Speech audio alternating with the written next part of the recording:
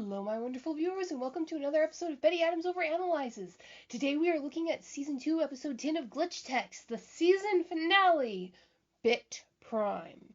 Now, this is hands down the most satisfying cliffhanger I have ever been left on. That may sound weird, but hear me out. With everything in chaos at the moment, it is delightful torture to think that it's still up in the air if we are getting Season 3 or not. But back to the episode. Now, this episode is something else again. On the one hand, it hands us a plot twist that takes the whole show in a whole new direction. On the other hand, after the emotions of the previous episode, it is almost not a letdown exactly. The answering of questions saves it from being that, but it is a much more cerebral episode, a season finale to tickle the mind and not tug at the heart. I guess that is why it has the emotional hints of a letdown without the bitter aftertaste of actually being a letdown. You see, I'm used to the season finale cliffhanger pulling as hard as it can at the heartstrings, and this one really didn't do that. You see, the danger to the central character is sweet and emotional, and you are really scared for them, but that danger is completely resolved by the end of this episode. There's no cliffhanger about the danger to BITT. But the episode leaves you scratching your head, not clutching your heart. It ends the show not with a bang, but with an intellectual question mark and a quiet pause. Like most of the 20 episodes we've seen, this episode plays out as an adventure of the day for most of its length. Five and Me-K.O are chasing something through the sewers of Bailey. Now, this scene is delightful for several reasons, but the main one is the giant genre-crossing lampshade that they hang on the sewer system. Remember how in my analysis of the new recruit I noted how unused the sewer that Ridley had built her base in was?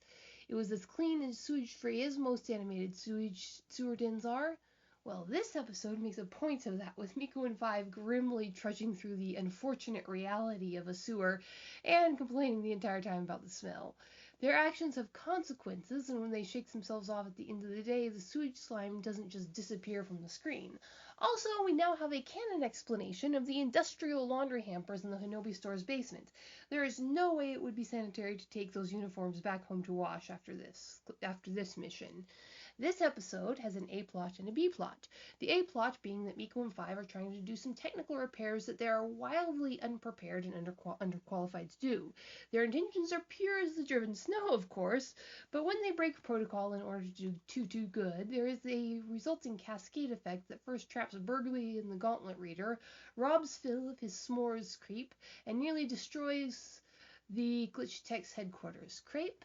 Phil had a s'mores flavored fancy pastry. Crepe. Anyway, he lost it. On the other hand, it should have been Phil's job to fix the problem that they were trying to fix in the first place, but instead of taking the obvious and practical steps that Me-K.O and Five do, Phil simply rants and rages in his choleric middle-aged way. We, the audience, can gather that Phil is used to letting his text take on too much responsibility, that he lets things slide that he really shouldn't, that Me-K.O and Five have just learned bad habits from watching the other texts around them compensate for Phil's inadequacies. That makes their stepping outside of protocol more excusable regardless of the results, but it does make you wonder how Phil got that way. Now, the star of this episode is BITT, of course, and how he is handled is brilliant. There would be a huge temptation to just anthropomorphize a robot helper in an episode like this, and the show does seem to do that to a degree. But that degree is consistent with what programming would be logical for a helper robot. For instance, the more expensive Roomba-like vacuum cleaning robots are programmed to go to their owners and chirp for assistance when their sensors become dusty. People like their robots to have dog-like personalities, and this is what Hinobi is clearly programmed into BITT, and presumably his siblings, both older and younger. However, there's this beautiful tension that from a technical point of view is clearly BITT's core programming, i.e. to train and protect new glitch techs, trainees, conflicting with the program that was added on top of him later. Every action BITT takes is logical AI behavior and consistent with our current limitations of programming and understanding. However, because of the situation, it plays out like a triumph of free will over conditioning. The scrappy little robot protected his friends, while still maintaining a true understanding of robot programming. Just a nice little detail there.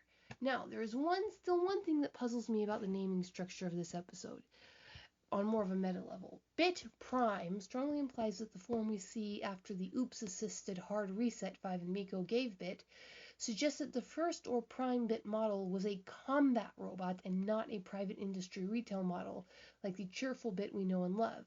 This kind and the later drones that we see are clearly different from all of Hinobi tech we've seen so far.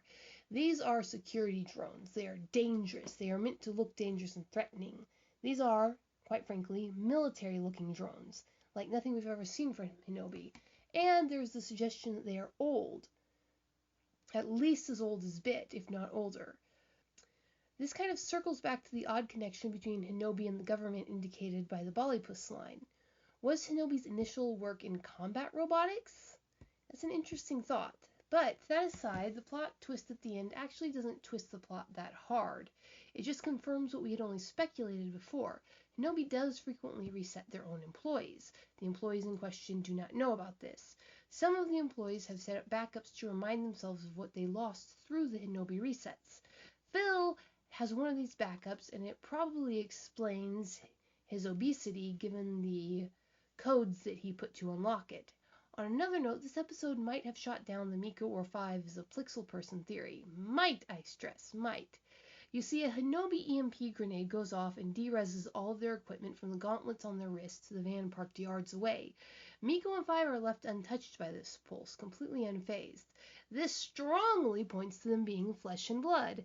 However, if Hinobi has the power to make a living being out of Plixels, they should also have the programming skill to make those beings resistant to the very tools that would be used on a regular basis in said being's environment. To wit, Hinobi Corporate would have made sure Me-K.O wasn't vulnerable to anything that would be commonly found in the town of Bailey if she was a Plixel-based being. They would have programmed the EMP grenade to somehow only work on the Plixel objects that they wanted it to work on, perhaps by tagging them with an energy signature. So this episode hints but does not state that she is flesh and blood, just as the Settling the Score episode hints but does not state the exact opposite. It's rather frustrating. I suppose we can but wait for the third season and hope this gets explored and explained there. Then there's the running gag that suggests that the food itself in the town of Bailey is or can be copied and converted to Plixel energy. There is no way that BITT got the sheer amount of mass that he needed to make the shapes out from one ice cream truck and one fruit cart. He might have been able to steal that much from the pasta restaurant, but the other two are simply a no-go. Perhaps he hit up other sources off-screen to make up for it, but the imagery we saw, I'd wager he was cloning the items just like Ridley does glitches to make up for the mass that he needed. However, if BITT was cloning real fruit and real ice cream, that implies that the physical objects are clonable because flesh and blood people can't live off of Plixels. At least I don't think they can in this universe. So, what do you think, my wonderful viewers? Does Me-K.O surviving the EMP grenade mean that she is not in fact a Plixel person? Are the creators just messing with us?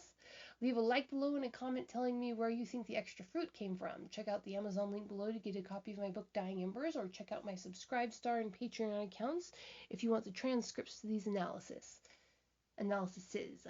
Peace out, my wonderful viewers.